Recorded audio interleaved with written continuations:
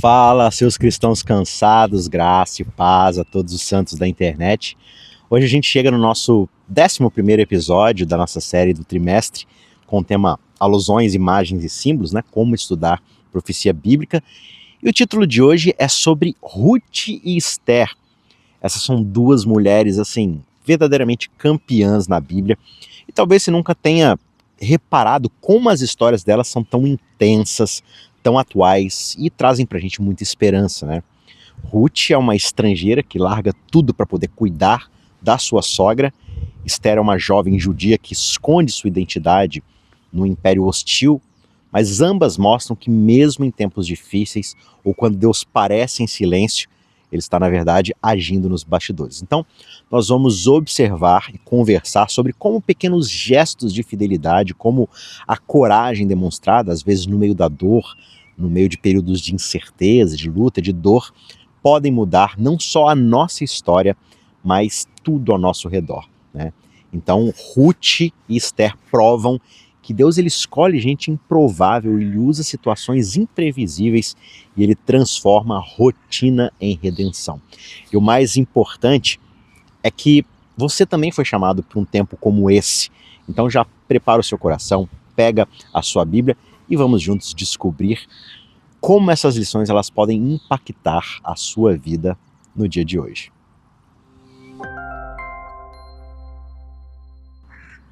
Antes da gente prosseguir, eu já convido você que não está inscrito no nosso canal para não perder mais um segundo e aproveitar e se inscrever agora mesmo, porque assim você não perde nada do que é postado aqui, não só a lição, mas também o nosso curso de teologia bíblica, a nossa série sobre como estudar e como interpretar a Bíblia, tá certo? Tem muito conteúdo gratuito aqui no canal, de qualidade e com certeza vai abençoar aí a sua jornada de estudo da Bíblia. Aproveita, deixa o seu like, compartilha esse vídeo com outras pessoas e assim a gente trabalha juntos para a pregação do Evangelho, tá certo? Então vamos juntos estudar a lição dessa semana.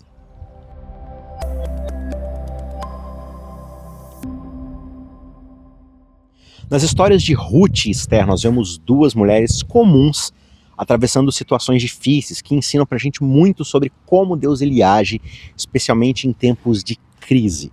Quando nós olhamos para a Bíblia, parece até estranho pessoas como Ruth, que era uma estrangeira, uma moabita, num tempo em que os israelitas eles viviam em insegurança, né?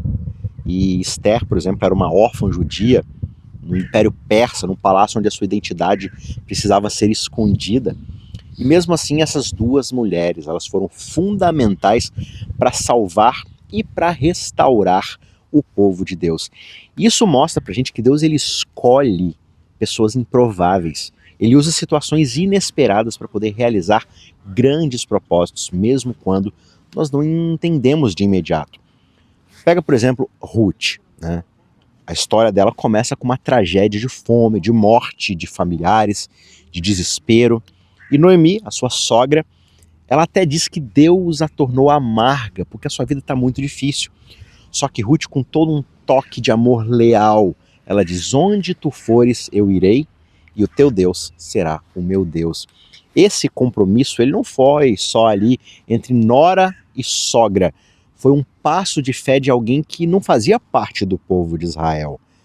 Só que mesmo no meio da dor, Ruth ela se mantém fiel, generosa, que é uma qualidade chamada na Bíblia de hesed, ou seja, é um amor fiel que não desiste. E Deus, ele usa esse coração para algo muito maior. Ruth, ela se casa com Boaz e juntos eles se tornam ancestrais de ninguém menos do que o rei Davi e no futuro do próprio Jesus. Ou seja, Deus ele incluiu uma estrangeira na família do Messias, mostrando que o seu plano não conhece barreiras, nem de raça, nem de passado. Já Esther, por sua vez, enfrenta uma ameaça terrível. Tá todo mundo querendo exterminar o seu povo e o nome de Deus sequer aparece no livro dela. Só que a gente vê, apesar de o nome de Deus não ser citado no livro, nós vemos a mão dele guiando cada detalhe daquela história. Quando o seu tio, Mordecai, ele desafia Esther a interceder junto ao rei, ele pergunta: quem sabe se não foi justamente para um momento como esse que você não chegou à realeza, que Deus não te colocou aqui. né? Esther, ela poderia simplesmente ter ficado em segurança, no conforto do seu palácio, mas ela escolhe o risco justamente para poder salvar outras pessoas. Ela jejua, ela age com sabedoria após orar bastante, ela demonstra coragem e ela expõe o plano de um dos principais inimigos do povo, que era um homem chamado Amã. E no fim, o mal que foi armado contra o povo de Deus se volta contra o próprio vilão que queria a destruição do povo. E nessa história a gente aprende que mesmo quando Deus ele parece silencioso, quando parece que o nome dele não está agindo ao nosso redor, ele está sim em ação. A sua mão poderosa está sempre agindo, mesmo quando nós não percebemos. Ele nos chama, portanto, a confiar nele, a agir com fé e, claro, nos dedicar ao bem comum, mesmo diante do sacrifício. Então, Ruth e Esther, elas mostram pra gente que nos piores momentos possíveis, Deus está trabalhando nos bastidores. Ele junta gente diferente, ele derruba barreiras, ele transforma dor em esperança e ele usa cada detalhe para poder realizar o seu plano de amor. E são exemplos como esse que nos desafiam a confiar, a amar, e amar sem reservas, sem motivos ocultos, e sermos corajosos diante das adversidades, porque mesmo em situações comuns, nós podemos ser instrumentos de salvação e também de esperança.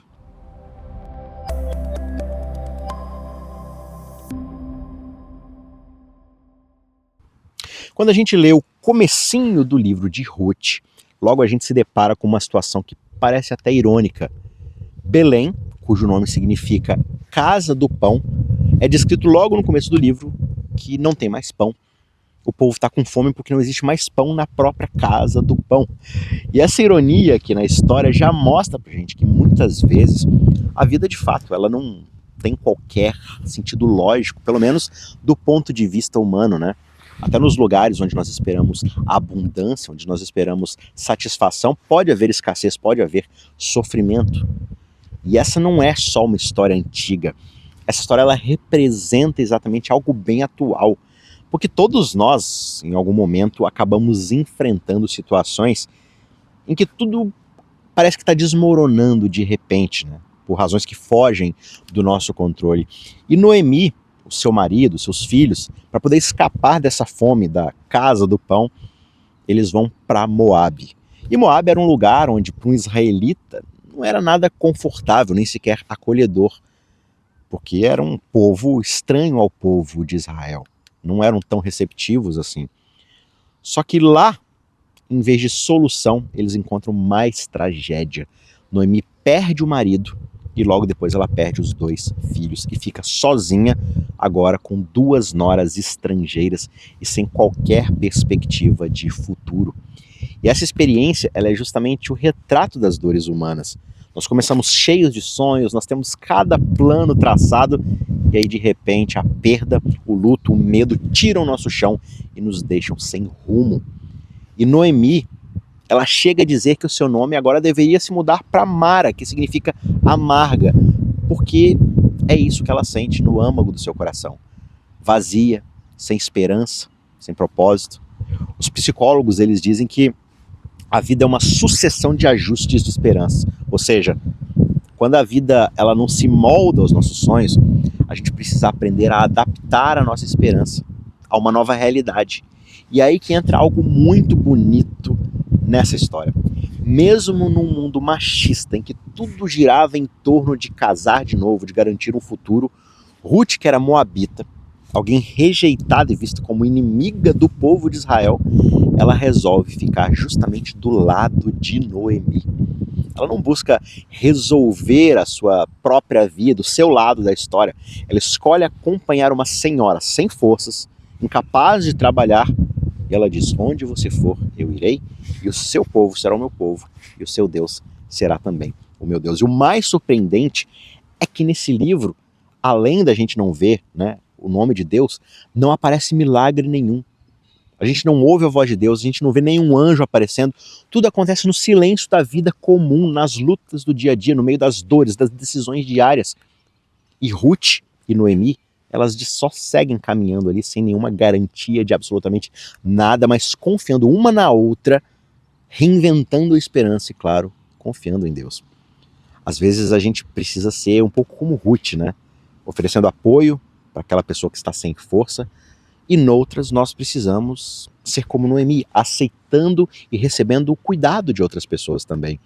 Só que o mais importante aqui é que mesmo quando parece que Deus está em silêncio, Ele está presente e Ele transforma as nossas perdas em novas oportunidades e novas esperanças, porque Ele nos ama e nós devemos confiar nele.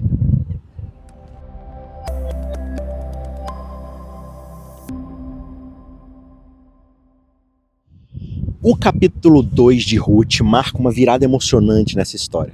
Aqui a gente tem duas mulheres vulneráveis começando de novo, ganhando ali novos contornos de graça, e a gente vê um encontro que muda tudo. Ruth, ela é uma estrangeira, viúva, ela sai de casa para poder procurar algo simples, né? Restos de comida nos campos, aquele mínimo que alguém precisa para sobreviver junto com a sua sogra Noemi. E Ruth, ela acaba entrando por acaso no campo de um homem chamado Boaz. Ela não fazia ideia de quem era esse homem, mas o que parece uma casualidade é, na verdade, a própria mão de Deus costurando esperança no meio de uma atividade cotidiana. Boaz, quando ele percebe Ruth trabalhando, ele não trata ela como uma estranha qualquer.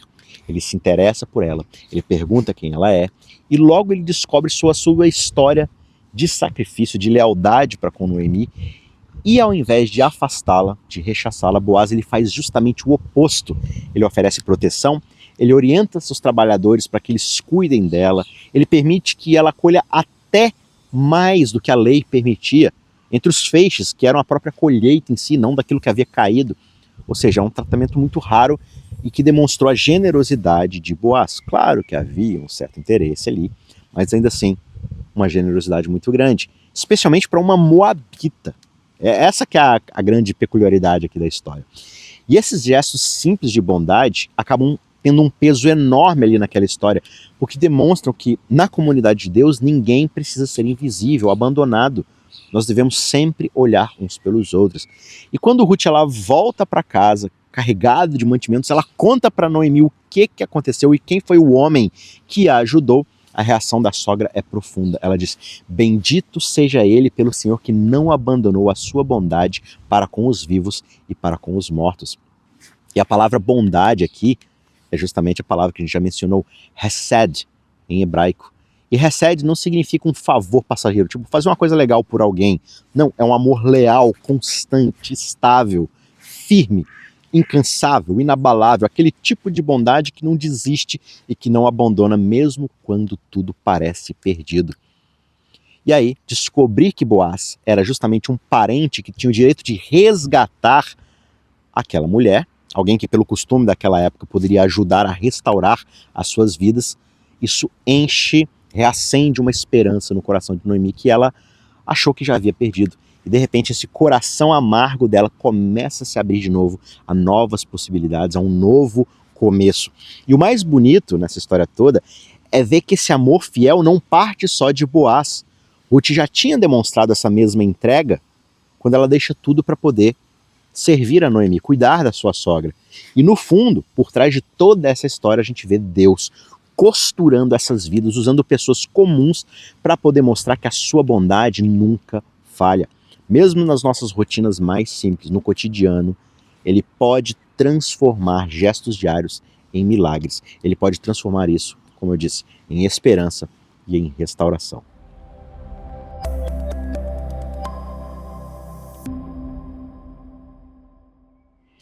No finalzinho do livro de Ruth, nós encontramos apenas 2 versículos que parecem um tanto simples, mas que carregam uma mensagem incrível. Boaz gerou Obed, Obed gerou Jessé, e Jessé gerou Davi. Essa pequena genealogia revela que por meio de todos esses acontecimentos aparentemente pequenos, cotidianos, Deus estava costurando algo enorme.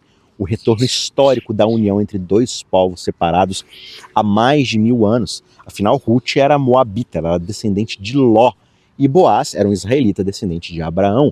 E de repente, por um ato de coragem e de amor leal, essas linhagens que viviam separadas e até mesmo às vezes em conflito se unem novamente ao mesmo sangue, à mesma aliança, à mesma linhagem. E dessa união nasce o próprio rei Davi, trazendo a marca de ambos esses povos que haviam saído da sua terra lá atrás, muitos anos antes, para poder fazer a vontade de Deus. Ruth, ela não tinha sequer ideia do tamanho da história que ela estava ajudando a construir quando ela decide ficar com Noemi. Parecia só uma decisão difícil de uma viúva que escolheu cuidar da sogra, mas esse gesto de amor e de fidelidade inaugurou uma reconciliação antiga, rompeu barreiras, lançou as bases para o surgimento da linhagem real de Israel, uma linhagem que séculos depois daria origem ao próprio Messias, Jesus. O rei Davi, o maior rei de Israel, era na verdade um oitavo moabita, né? Porque justamente era descendente de Ruth. Então ele tinha DNA, ele tinha sangue moabita, um povo que estava em conflito com Israel agora se senta no próprio trono. Isso mostra como é que Deus ele gosta de transformar pessoas e histórias improváveis em instrumentos de mudança para todo mundo. E no processo de resgate, Boaz ele age como esse parente redentor. É uma figura que naquela época tinha justamente esse papel de restaurar a dignidade, o futuro de uma família que acabou passando por muitas tragédias. E ele ultrapassa apenas aquilo que deveria ser simplesmente as obrigações legais. Ele pratica a hesed, ele não mede esforços, ele não desiste daquela situação mesmo que isso exista ou exija um tipo de sacrifício. E quando ele age assim, Boaz ele se torna um retrato do próprio Deus. Ele não deixa ninguém para trás, ele sempre busca restaurar aquele que está perdido. E o mais surpreendente é ver que tudo isso começou com escolhas cotidianas, feitas por pessoas comuns, que nem sabiam o alcance das suas decisões. Ruth foi fiel, Boaz foi generoso, Noemi voltou para casa.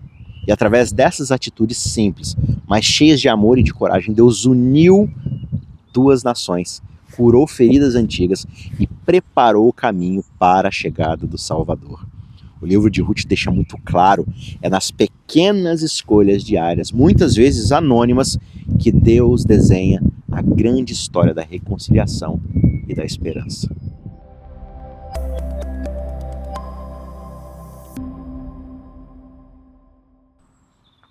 A história de Esther, né, a outra história da outra grande mulher aqui da lição dessa semana, mostra pra gente que quando as pessoas elas perdem de vista o verdadeiro propósito das suas vidas e elas se deixam levar por missões secundárias, caminhos distorcidos que só parecem dar sentido, mas que no final trazem apenas destruição, a gente acaba se afastando do plano de Deus. Tem um homem na história aqui chamado Amã, e ele é o exemplo mais claro disso. Ele queria ser adorado, ele queria ser importante a qualquer custo.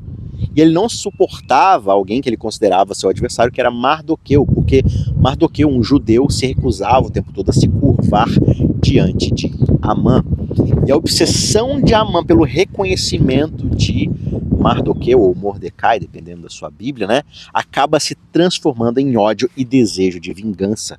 E ele é levado à criação de um plano macabro para poder acabar não só com Mardoqueu, mas com todo o povo judeu que ele tanto desprezava. Isso lembra pra gente muito o retrato do próprio Satanás. Alguém que quer se elevar, que quer se colocar numa posição de destaque, mas que justamente movido por esse orgulho, por essa sede de adoração própria, se rebela contra o próprio Deus. E agora ele faz guerra contra aqueles que permanecem fiéis a ele. Um outro personagem da história, o rei Assuero, por sua vez, ele também meio que se deixa levar por uma missão secundária, que é o irrelevante, né? Por algo que o tira do foco. A sua necessidade de exibir poder, de ostentar riqueza, acaba levando ele a organizar festas intermináveis, sem propósito algum, apenas para se mostrar. E ele trata as pessoas ao seu redor como objetos. Inclusive, a sua esposa, a rainha Vasti, se recusa a ser exibida como um troféu ali, simplesmente para saciar homens bêbados. E ela é jogada fora, ela acaba deposta. E a esposa de Amã, uma mulher chamada Zeres, ela vai pelo mesmo caminho. Ela vai alimentando essas ideias doentias na cabeça do marido e vai incentivando a construção da forca de Mardoqueu. Essas missões distorcidas, com um propósito totalmente fora do plano de Deus, do propósito de Deus para a vida humana, elas são sempre baseadas em orgulho, vaidade, obsessão pelo controle. E todas essas são armadilhas espirituais, porque elas podem tomar conta de qualquer um e nos desviar do foco que realmente importa. E no começo da história, Esther, ela parece também ter entrado um pouco nesse jogo. Ela, claro, foi escolhida pela sua beleza, ela parecia destinada ali a ser apenas mais um enfeite, mais uma esposa, troféu no palácio, mas o coração dela era diferente. E quando ela descobre o plano de Amã, Esther, ela entende que ela não está ali naquele palácio, que ela não foi trazida até ali por um acaso. Essa é a missão dela. E com coragem ela arrisca a própria vida para poder interceder pelo seu povo, jejuando, orando, se apresentando diante do rei, porque ela está determinada a defender a justiça pelo seu povo. A sua missão deixa de ser simplesmente sobre glamour, sobre status, e passa a ser sobre propósito, sobre entrega, sobre redenção. A história de Esther, ela mostra que todos nós podemos ser tentados a viver uma missão distorcida como essa, buscando aprovação, controle, poder, reconhecimento dos outros. Mas assim como Esther, nós somos chamados a substituir esses caminhos vazios por atos de coragem, de serviço, de amor, de sacrifício próprio pelos outros. Deus, ele pode transformar até o lugar de maior silêncio e aparente ausência num palco de grandes reviravoltas, quando nós decidimos viver não para nós mesmos, mas para o propósito dele.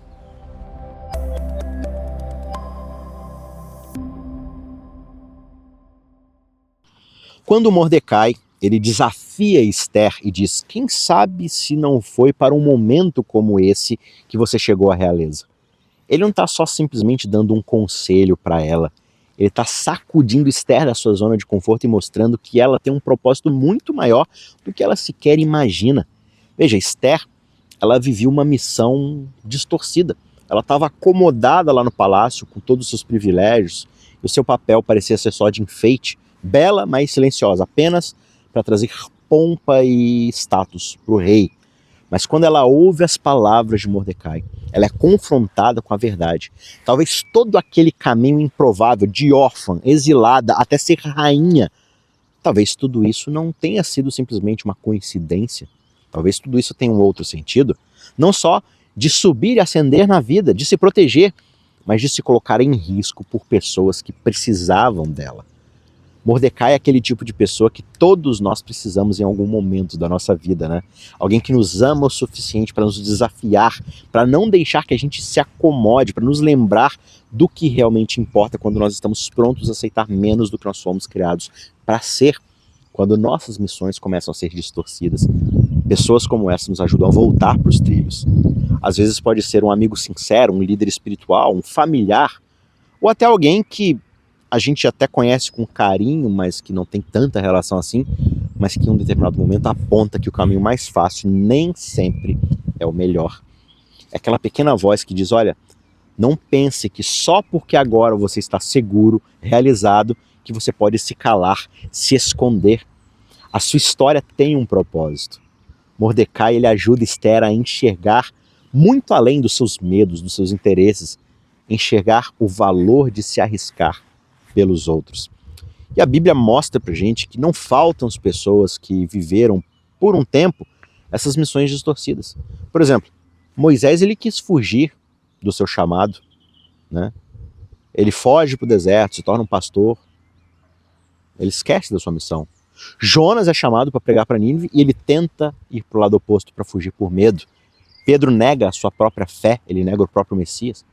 Todos nós precisamos de alguém ou de uma situação que nos puxe de volta ao chamado genuíno de Deus. Isso não acontece só nas histórias bíblicas. No nosso dia a dia também nós corremos o risco de viver apenas pelas nossas próprias seguranças, realizações, ou para agradar as expectativas externas de um parceiro, de um familiar, de um vizinho. E a gente acaba se esquecendo que nós fomos criados para missões que têm impacto eterno na história. É por isso que a história de Esther, a sua coragem, mostra pra gente uma mulher que nasceu para um propósito, foi chamada para um propósito, mas que ela se esqueceu e precisou de alguém para desafiá-la. Mas também mostra pra gente o compromisso pessoal que ela tinha com Deus, quando ela decide pedir clareza e como agir, ela se prepara para isso, orando, jejuando, intercedendo. Então, ter pessoas assim ao nosso redor, pessoas como Mardoqueu, que nos chamam de volta para o nosso propósito, que nos desafiam a sair do comodismo, da zona de conforto e a confiarmos em Deus para fazer a diferença, a gente não pode tratar isso como menos do que um presente de Deus na nossa vida. Então reflita, quem é o Mordecai na sua vida? Quem é esse amigo que você pode tratar com transparência, que você espera que essa pessoa possa chegar em você e falar as coisas duras que você precisa muitas vezes ouvir para ser confrontado e melhorar, mudar de vida? Para quem você pode ser esse tipo de amigo, trazendo coragem, fé, chamar para uma missão real? Essa é a nossa reflexão, esse é o nosso chamado.